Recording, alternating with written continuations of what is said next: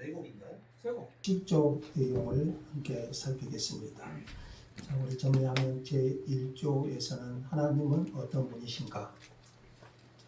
하나님은 어떤 분이신가? 여러분 생각나는 것이 뭐가 있습니까? 유일하시고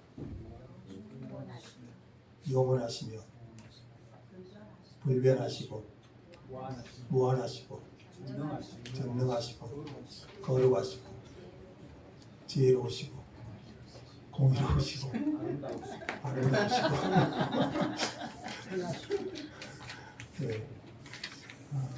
세 가지만 알면 될 것 같아요. 무한하시고 영원하시고 불변하시고 무한성, 영원성, 불변성.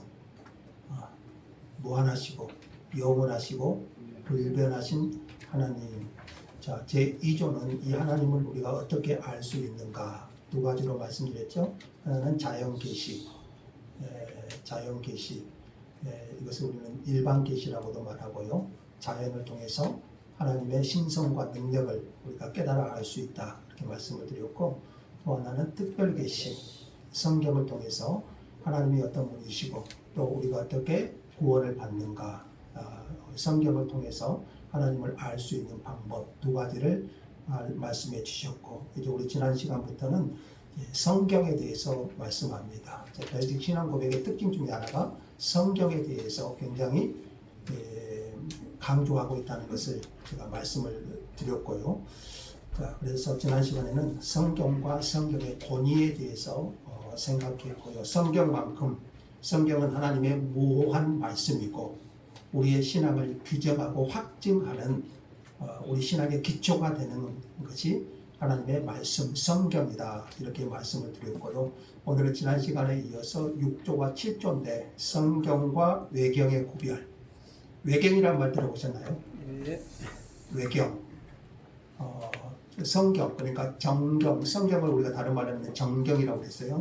캐논, 정경과 외경의 구별에 대해서 설명하고 있고요. 그 성경의 완전성에 대해서 제7조에서는 설명을 하고 있습니다. 자, 제6조는 정경과 외경의 구별, 정경과 외경의 구별. 우리는 이러한 성경을 외경과 구별한다 이렇게 말하고 있는데요. 벨직 신앙고백 제6조는 정경과 외경을 구별해야 됨을 가르칩니다. 왜냐하면 당시 로마 카톨릭이 성경에 외경을 추가했습니다.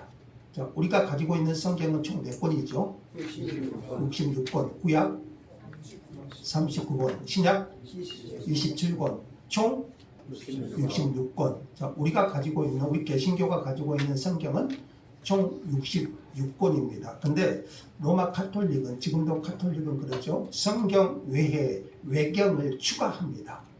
자, 외경이 무엇인가는 좀 더 설명을 드릴게요. 이따가 성경 외에 외경을 추가한 것에 대한 비판입니다. 제6조는 로마 카톨릭은 지금까지도 성경과 더불어서 외경을 제2의 성경으로 인정하고 있습니다. 외경. 자, 외경의 목록을 여러분 대충 아신가요? 벨직 신앙 고백에 보면 나오죠. 6조 한번 봐보세요. 우리가 좀 듣지도 못한, 듣도 보도 못한 책들이 수록되어 있는 것을 볼 수가 있는데, 그러니까 구약 성경과 신약 성경 사이에, 여러분 구약의 마지막 책이 뭔가요? 말라기. 신약의 처음 책은 마태복음. 그 말라기와 마태복음의 그 중간에 외경이 들어가 있습니다. 외경. 우리 6조에 보면은 우리 듣도 보도 못한 책들이 있죠. 토빗기 들어보셨나요? 유딕기, 지혜서, 집회서, 바룩서, 마카오베오기 상하, 에스더와 다니엘의 추가 부분, 그리고 그렇게 기록되어 있습니다. 이런 책들이 이 외경이라고 그러는데요. 그래서 개신교 성경은 66권인데 반해 카톨릭, 천주교, 카톨릭 성경은 총 73권입니다. 73권. 우리 66권에 제가 말씀드린 것들이 이제 7권이 추가되어 있어요. 외경이. 신구약 중간에 외경이라는 것이 제2의 성경으로 공동 번역에 보면 이게 추가되어 있습니다. 자, 그러면 외경의 정경 배제 근거로 제가 설명을 드리는데, 외경, 정경의 다른 건데, 외경은 성경과 비슷한 내용은 담고 있는데 신앙적으로 유익할 수는 있지만 하나님의 영감으로 기록된 성경이 아닌 책, 이걸 외경이라고 합니다. 그러니까 내용은 어떤 성경과 비슷한 내용을 담고 있는데 성령의 영감으로 기록된 책이 아닌 것, 이게 이제 외경이에요. 성경 위의 책을 말하지요. 자, 그러면 이 외경이 정경에 들어가지 못하고 외경의 정경 배제 근거인데, 자, 먼저 이 공부를 좀 하고 넘어가죠. 자, 앞에 한번 보시면 외경은요, 구약과 신약 사이의 중간기, 그리고 구약과 신약 사이를 우리는 중간기라고 말합니다. 중간기, 약 400년의 기간이죠. 말라기와 마태복음의 사이의 기간을 우리 중간기, 중간사 이렇게 말하는데, 이 기간이 보통 400년이라고 말합니다. 400년. 자, 그 외경이 쓰여진 시기가 구약과 신약 사이 약 400년 동안 기록된 유대 문헌들입니다. 유대 문헌. 이 책들은 하나님께서 영감으로 주신 정경으로 인정되지 않습니다. 신구약 중간기에 기록된 책들이에요. 신구약 중간기에 기록된 책들. 그리고 이 책들은 말라기 선지자 이후에, 신구약 중간기라고 그랬죠? 그 기간 몇 년이라고요? 400년이라고 말씀을 드렸어요. 그 말라기 선지자 이후에 기록된 헬라어 책들입니다. 성경이 아니라 헬라어 기록입니다. 자, 그러면 구약은 뭘로 기록되어 있죠? 히브리어로 되어 있죠. 히브리어로 되어 있죠. 이 중간기에 기록된 이 외경은 헬라어 기록입니다. 헬라어 기록. 헬라어 기록입니다. 그래서 구약 39권은 모두 그 당대에 하나님의 말씀을 받았던 선지자들이 친히 히브리어로 기록된 책들이에요. 구약 39권은 당대에 하나님의 영감을 받은 선지자들이 기록한 히브리어 책들입니다. 히브리어. 구약이 뭐라고요? 히브리어로 기록되어 있어요. 그런데 외경 15권은 모두 말라기 선지자 이후 예수님이 오시기 전까지 중간기 시대에 헬라어로 기록되어 있습니다. 헬라어로 기록된 책들이에요. 그래서 외경과 정경과 외경은 그 히브리어와 헬라어 기록 자체가 달라요. 두 번째는요, 예수님과 사도들이 외경에 근거한 인용은 없습니다. 다시 말하면 외경을 인용하지 않았어요. 예수님도 그렇고 사도들도 그렇고 외경을 인용해 가지고 신약을 기록한 부분은 없어요. 여러분 히브리서 아시죠? 히브리서. 신약에서 구약에 인용이 가장 많은 책이 히브리서예요. 히브리서. 근데 그 히브리서에 보면은 외경을 인용한 구절은 한 구절도 없습니다. 신약 어느 부분에도 예수님도 마찬가지고 외경을 인용해서 기록하지는 않았습니다. 자, 그리고 세 번째로 이 외경은 성경의 핵심 진리와 충돌합니다. 성경의 핵심 진리와 충돌합니다. 우리는 오직 믿음으로 구원을 받습니다. 그런데 외경은 행함을 굉장히 강조하는 부분들이 많고요. 특히 죽은 자를 위한 기도,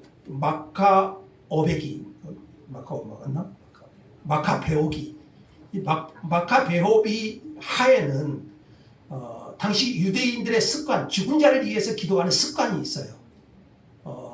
그런데 우리가 성경적으로 성경 66권의 기초에서 보면은 여러분 죽은 후에는 영생과 영벌만 존재하잖아요. 근데 가톨릭에서는 이것을 연옥설과 연결시킨 것이 바로 마카베오기에 나오는 그 내용 때문에 연옥설이 거기서 나옵니다. 그래서 천주교는 뭡니까? 이것에 기초해 가지고 죽은 자를 위해서 기도해요. 이것이 성경의 진리와 충돌해요. 66권의 진리와. 그래서 핵심 진리들이 성경과 충돌하기 때문에 외경은 정경에 포함되지 않습니다. 마지막으로 초대교회의 제한적 권위, 초대교회도 마찬가지예요. 유익한 참고서로서만 사용했지 이것을 성경으로 받아들이지는 않았습니다. 그러니까 외경은 신구약 중간기의 문화, 유대 문화를 이해할 수 있는 굉장히 유익한 책들이에요. 그러나 그것 자체가 여러분 우리 책도 좋은 책들 신앙서에서 많잖아요. 그게 성경은 아니잖아요.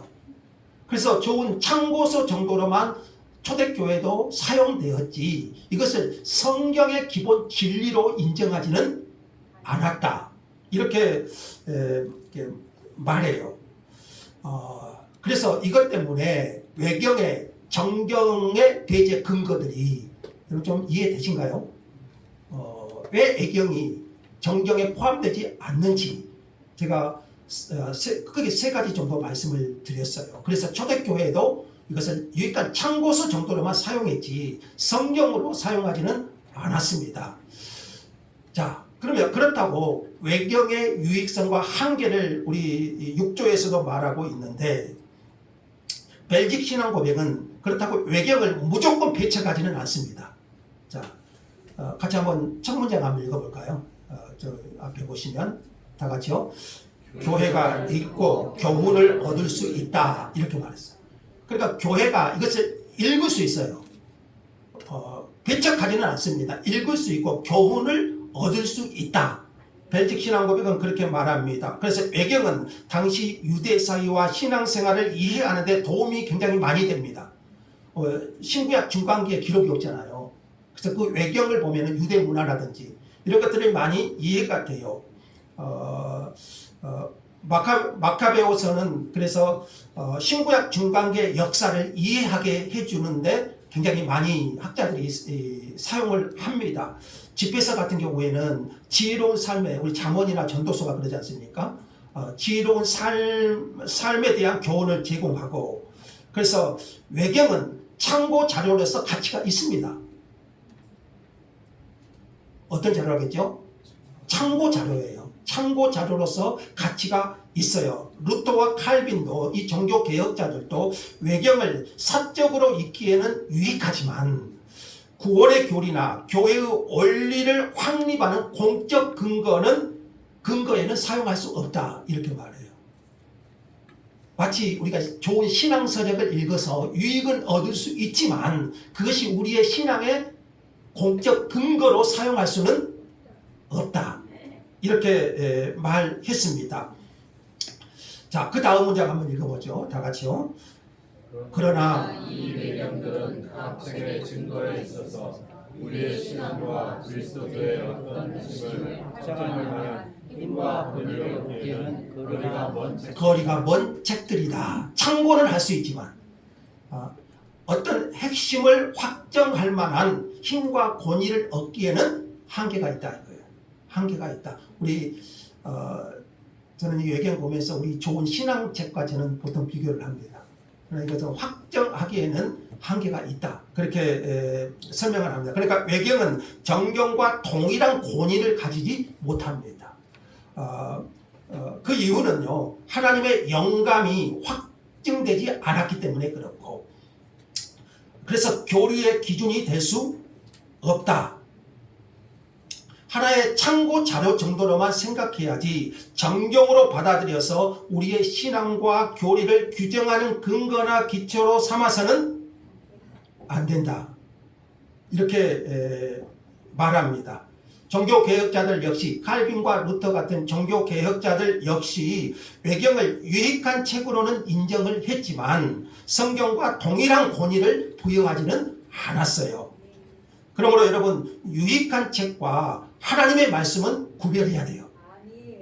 아무리 유익하다가 해도 그것이 하나님의 말씀과는 구별해야 돼요. 그래서 제6조는 정경과 외경을 구별해야 된다고 말해요. 정리합니다. 자, 외경과 정경의 구별. 그러니까 정경은 믿음과 삶의 최종 기준. 이게 뭔가요? 하나님의 말씀이에요. 외경은 참고와 교훈을 위한 책. 하나님의 말씀은 아니다. 이렇게 우리가 정리할 수 있습니다. 그러니까 외경은 유익하지만 정경은 아니다. 신앙과 교리의 최종 권위는 오직 성경이다. 이렇게 설명을 합니다. 자, 제7조로 갈까요? 자, 그러면 이 성경의 완전성에 대해서 제7조는 아주 길게 설명을 합니다. 그래서 제7조는 종교개혁자들이 주장한 오직 성경이라는 것이 이 7조에서 나옵니다. 오직 성경, 솔라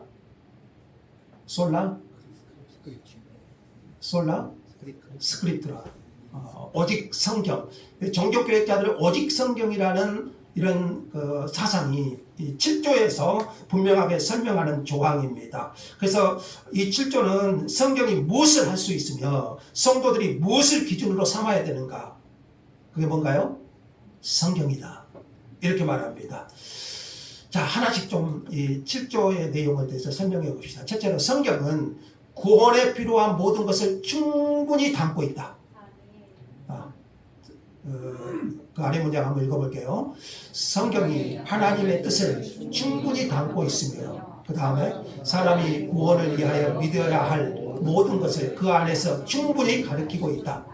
구원의 충족성이라고 말합니다. 자, 성경은 구원에 필요한 모든 것을 충분히 담고 있습니다. 지금 성경의 완전성에 대해서 설명을 하고 있습니다.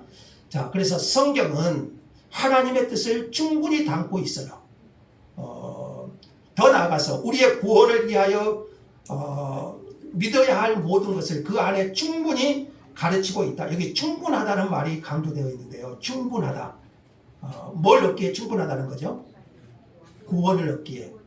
성경에 충분하다는 말은 성경이 모든 분야의 전문 지식을 담고 있다는 말이 아니에요. 성경은 천문학 교과서도 아니고요. 자연을 가르치는 교과서도 아니고요. 성경은 우리의 죄를 깨닫고 예수 그리스도를 믿어 구원에 이르는 데 필요한 모든 것을 완전하게 갖추고 있다는 거예요. 그래서 구원을 얻기 위해서 성경 외에 다른 특별 계시나 어떤 다른 비밀 지식이 필요한 것은 아니에요.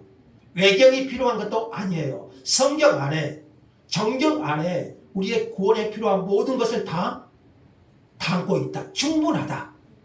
구원의 충족성을 말합니다. 그래서 바울이 디모데에게 이런 말을 했죠. 성경은 능히 너로 하여금 그리스도 예수 안에 있는 믿음으로 말미암아 구원에 이르는 지혜가 있게 하느니라. 그래서 성경은 구원의 책이잖아요.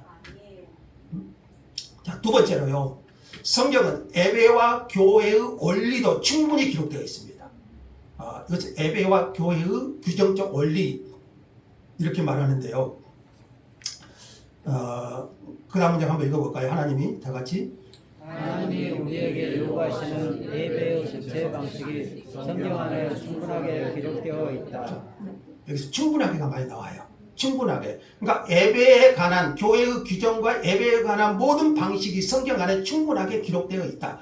근데 여기서 저자가 예배의 이 문맥상 사실 예배 문제는 꼭 들어가지 않아도 되거든요. 근데 이걸 좀 추가했어요.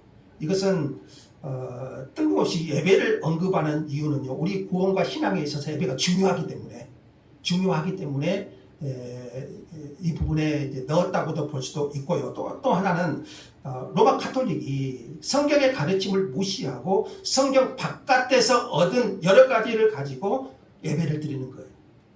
예배의 그 원리, 예배의 전체 방식이 성경에 기초하지 않고 다른 것에서 가져와요. 그래서 여러분 예배는요 성경에 기초해야 돼요.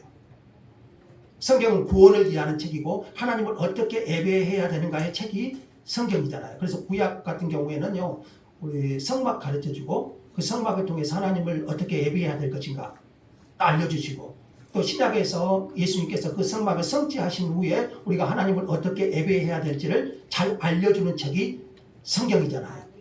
그래서 여러분 예배의 방식이 성경을 벗어나면 안 돼요.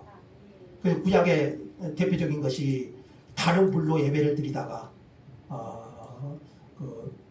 죽는 그런 모습이 기록되어 있죠. 자, 이렇게 그러니까 성경은 예배는요 성경에서 벗어날 수 없어요. 그러니까 우리 오늘 이것을 우리 한번 생각해볼 문제예요. 우리 한국 교회도 예배가 좀 딱딱하다, 어떤 것은 딱딱하다, 뭐 좀 경직되어 있다. 그러니까 예배를 막 바꿉니다. 열린 예배 그리고 뭐 프로그램화 시켜가지고 언젠가 한번 말씀을 드렸죠. 어느 교회는 원탑으로 해가지고 커피 넣고 다가 넣고 먹으면서 말씀 듣고 참 좋죠. 그런 식으로. 근데 예배는 여러분 하나님을 위해서 드리는 거잖아요. 우리의 유익이 아니라 하나님의 영광을 위해서 드리는 거잖아요. 자, 그래서 여러분 예배는 사람을 만족시키는 시간이 아니고요. 하나님께서 받으시는 시간이 되어야 됩니다. 그 점에서 우리의 어떤 외적인 예배의 모습도 한번 생각을 해야 돼요. 자, 그 다음에 세 번째는요. 누구도 성경 위에 설 수가 없습니다. 최종 권위가 뭔가요? 성경이에요. 누구도 성경 위에 설 수 없어요. 우리나 혹 하늘로부터 온 천사나도 이렇게 말합니다.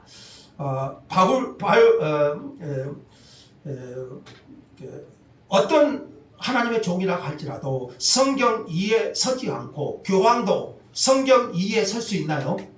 없어요. 교회도 성경 위에 서지 않고 목사도 성경 위에 있지 않습니다. 오직 하나님의 말씀만이 최종 권위를 가져요. 목사의 말도 아니고 교황의 말도 아니고 최종 권위는 성경이에요. 그러니까 교회가 이 성경 위에 서야지. 맞나? 교회가 성경 위에 서야 되죠. 자꾸 교황이 말씀보다 앞서고 교회 전통이 앞서고 그것은 될 수가 없죠. 그래서 누구도 그 성경 위에 설 수 없음을 제7조는 우리에게 설명하고 있고요. 네 번째는요. 이 성경에 무엇을 더하거나 뺄 수 없다. 성경에 가감을 하는 것을 금지하고 있어요. 하나님의 말씀에 어떤 것을 보태거나 빼서는 안 된다. 교회의 역사를 보면 두 가지 위험에 항상 빠져요. 하나는 말씀을 더하는 경우, 말씀을 더하는 위험. 예를 들어 인간의 전통을 하나님의 명령처럼 만드는 것, 성경에 없는 규칙을 신앙 의무로 강요하는 것들, 그러니까 말씀을 더하는 거죠. 그 다음에 또 하나의 위험은 말씀을 가감, 빼는 거예요. 빼는 것. 예를 들면 어떤 죄에 대한 경고라든지 회개라든지 심판에 가는 것들은 불편하니까 이런 것들은 이제 가감을 버리고 또 성경을 가르치는. 그래서 성경 가감은 제7조에 의하여서 보면은 여러분 더해서도 안 되고 감해서도 안 되고 하나님의 말씀을 그대로 배워야 되고 가르쳐야 되고 또 받아들여야 됩니다. 우리 계시록 말씀 한번 찾아보고 갈까요? 계시록 22장 18절 19절 한번 찾고 갑시다. 계시록 22장 18절 19절 다 같이요. 내가 이 두 마리의 예언의 말씀을 듣는 모든 사람에게 증언하노니 만일 누구든지 이것들 외에 더하면 하나님이 이 두 마리에 기록된 재앙들을 그에게 더하실 것이요 만일 누구든지 이 두 마리의 예언의 말씀에서 제하여 버리면 하나님이 이 두 마리에 기록된 생명나무와 및 거룩한 성에 참여함을 제하여 버리시며. 그러니까 성경에 무엇을 더하거나 빼면 된다고요? 안 된다고. 성경 가감 금지 이렇게 하고 있고요. 그다음 제 5번으로 가보시면 전통과 간습도 성경 아래에 있어야 된다. 같이 있죠. 관례, 대중, 고전, 연륜, 전승, 회의들, 법령들, 제도 등등의 가치와 비교할 수 없다. 당시 로마 가톨릭 교회는 교회의 전통을 성경과 거의 같은 것으로 올려놔요. 거의 같은 수준으로. 그리고 교회의 말도 거의 성경과 같은 말로 올려놓아요. 그러나 전통과 간습도 성경 아래에 있어야지. 성경 위에 있을 수는 없다. 이렇게 말해요. 그래서 모든 것은 성경의 권위 아래에 있어야 됩니다. 전통이 성경을 섬겨야지 성경이 전통을 섬겨야 되겠습니까? 자, 6번은 모든 것은 성경으로 시험해야 된다. 같이 읽겠습니다. 영을 다 믿지 말고 오직 그들이 하나님께 속하였나 분별하라. 자, 우리 성도는 분별력을 가져야 됩니다. 유명한 설교자라 할지라도 무조건 믿어서는 될까요, 안 될까요? 안 돼요. 우리 교리 공부하신 분들은 특별히 주의하십시오. 기적이 있다고 해서 무조건 믿어서도 안 되고요. 많은 사람이 따른다고 무조건 믿어서도 안 됩니다. 우리는 항상 물어야 돼요. 벨직 신앙고백 제7조가 말하는 것처럼 이것이 성경과 일치하는가? 우리 항상 질문해야 돼요. 우리 교회 안에서도 내가 하는 모든 것에 있어서 이것이 성경과 일치하는가? 이게 다 이게 물어야 돼요. 그래서 모든 것은 성경으로 시험해야 돼요.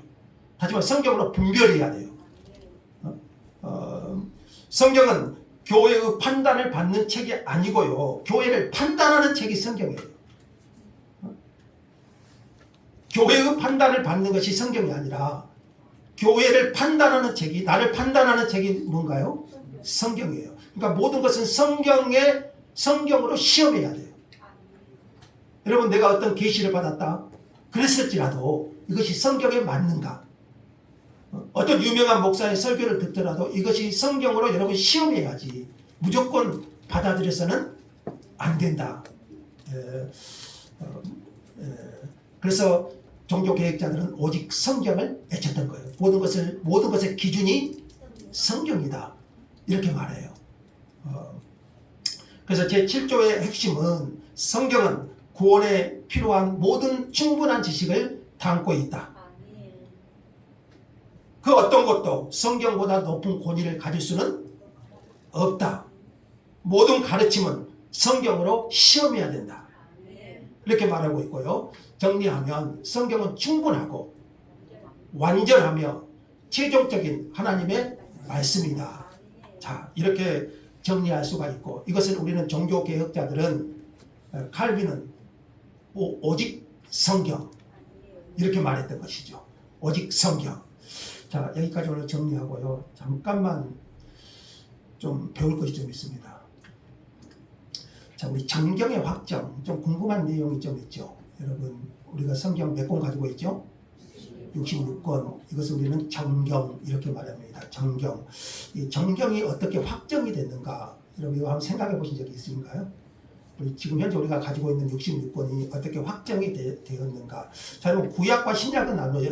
구약은 특별한 문제가 없습니다. 유대 공동체가 인정한 것을 초대교회가 그대로 개선을 했어요. 그래서 구약 39권은 논할 가치는 없습니다. 똑같습니다. 39권.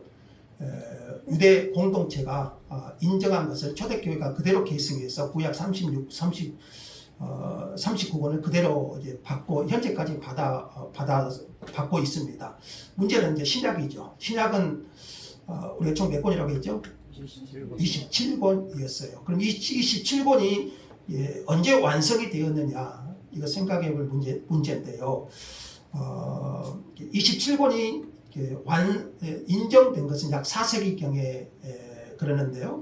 이때 아타나시우스가 부활절 메시지에서 현재 신약 27권을 계시를 합니다. 외경이 빠진 신약 27권, 히브리어는 구약이고요. 신약 27권을 이제 아타나시우스가 부활절 서신에서 제시를 하게 되고, 그 후로 히포 공의회가 있었는데요. 이 공의회에서도 27권, 신약 성경은 오직 27권이다.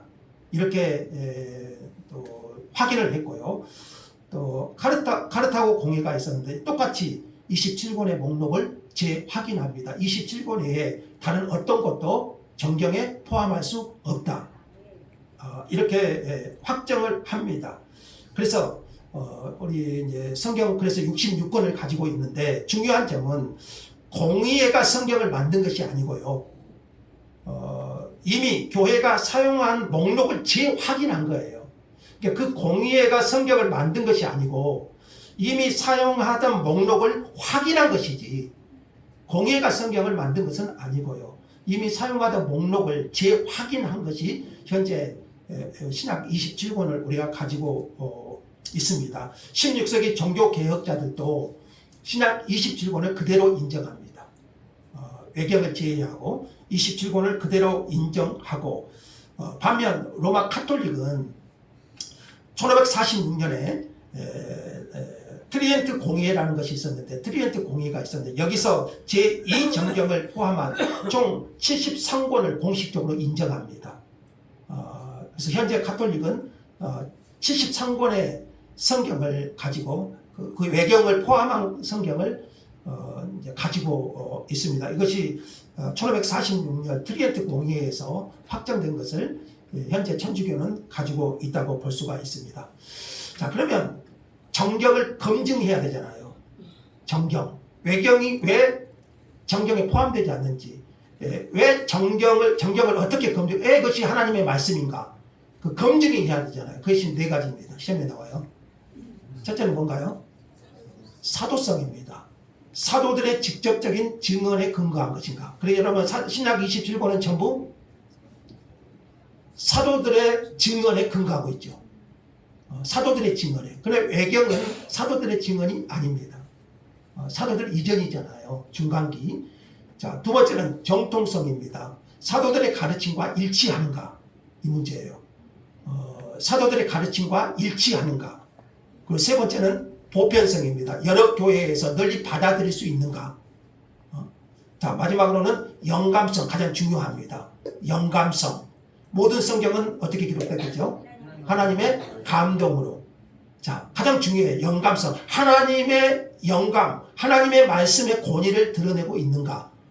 여러분, 이것이 정경을 검증하는 가장 중요한 네 가지입니다. 사도성, 정통성, 보편성, 영감성. 그래서 외경은 여기에 들어오지를 못해요. 자, 그러면 왜 이런 정경 확정이 필요했을까요? 필요하겠죠. 성경 66권 정경 확정의 필요성을 네 가지로 좀 더 설명할 수가 있는데 제가 제목만 말할게요. 신앙의 표준 잣대 표준을 마련해야 되잖아요. 교회사적으로 예수님 이제 이후에 성경의 표준 잣대를 마련해야 됩니다. 무엇이 우리의 진짜 믿음인가? 어떤 것이 하나님의 말씀으로 우리가 받아들여야 될까? 우리 신앙의 잣대. 그래서 우리 정경의 확정의 필요성이 거기서 나왔고요. 두 번째는 이단과 잘못된 가르침으로부터 보호해야 되고요. 그래서 정경의 필요성은 잘못된 가르침으로부터 교회를 보호해야 되고, 세 번째는 공동체의 통일성과 정체성을 유지하는 거예요. 우리가 믿는 것이 똑같죠. 그리고 사도신경 고백하잖아요. 네. 교회가 이것 믿고 저것 믿고 하면 안 되잖아요. 그래서 교회의 통일성과 정체성. 자, 우리는 그래서 사도신경의 고백하에 여기에 모여서 예배하고 하나님을 섬기고 있지 않습니까? 마지막 네 번째는 핵심 가르침의 영구적 보존과 전승. 자, 하나님은 말씀을 기록하셨다고 그랬죠? 그래서 그 성경을 우리에게 보존하게 하심으로써 그 말씀이, 그 가르침이 영구적으로 보존되고 전승되기를 원하셨던 거예요. 그래서 하나님은 여러 과정을 통해서 오늘날 우리가 가지고 있는 성경 66권을 우리 손에 갖게 하신 거예요. 우리 사도신경이 많은 피를 흘리면서 신앙 고백으로 받아들여지고 여기까지 왔지 않습니까? 마찬가지입니다. 우리가 성경 66권 교회사적으로 많은 피를 흘리면서 또 여러모로 검증을 하면서 성경 66권이 완전한 하나님의 말씀으로 우리에게 하나님이 전승, 계승하여 주신 것입니다. 그것은 여러분 하나님의 은혜예요. 우리에게 성경 66권을 주신 것은 그 성경을 보존하시고 우리에게 완전한 하나님의 말씀으로 66권을 주신 것은 하나님의 은혜인 줄 믿습니다. 자, 정리하면요. 성경은 교회가 그것을 받아들였기 때문이 아니라 우리 이게 5조에서 했던 내용인데 교회가 그것을 받아들였기 때문이 아니라 성령께서 그것들이 하나님께로부터 왔음을 우리 마음에 증거하시기 때문에 성경이에요. 교회가 받아들였기 때문에 성경이 아니고, 잘 이해하십시오. 교회가 그것을 받아들이기 때문에 성경이 된 것이 아니고 성령께서 그것들이 하나님께로부터 왔음을 우리 마음에 증거해 주셔서 그것이 성경으로 하나님의 말씀이 된 거예요. 다시 한번, 교회가 확정해서 성경이 된 것이 아니고, 교회가 66권을 확정해서 성경이 된 것이 아니고 성령께서 그것들이 하나님께로서 왔음을 우리 마음에 증거해 주심으로써 그것이 66권이 하나님의 말씀임을 우리는 믿습니다. 자, 그래서 우리 개혁주의 성경론의 핵심을 우리가 간단하게 우리가 배웠습니다. 개혁주의 성경론의 핵심. 그래서 오직 성경, 솔라 스크립투라, 오직 성경. 모든 것의 기초, 토대, 성경보다 완전한 것은 없습니다. 그리고 이 66권을 하나님은 오늘 우리에게 전승해 주셨습니다. 성경과 정경과 애경을 우리가 분별해야 되고요. 한 가지만 더 생각하면요. 요즘 도월 김용 목사님이 도마복음 가지고 좀 많이 강의하고 그러거든요. 이 도마복음은 애경이 없어요. 이 도마복음은 어디서 나오냐면요. 영지주의자들이 이 도마복음이라는 것을 만들어 가지고 자기들이 읽었던 책입니다. 외경도 아니에요. 근데 그것이 진짜인 것처럼 이렇게 그걸 가지고 기독교를 좀 이상하게 설명하는 것들이 좀 있어요. 그래서 도마복음 들어보셨죠? 도마복음이라고. 그래서 이것은 외경에 포함된 것도 아니고 영지주의자들이 자신들이 읽고자 만든 하나의 쉽게 말하면은 어떤 소설책 같은 그런 책의 내용입니다. 그래서 좀 헷갈리지 않기를 바랍니다. 다시 한번 한마디 합시다. 오직 성경 66권 오직 성경 좀 안 맞네. 오직 성경 솔라 스크립투라. 그 신앙으로 저와 여러분의 신앙을 견고히 세울 수 있기를 주의 이름으로 축복합니다. 감사합니다. 하나님. 오직 성경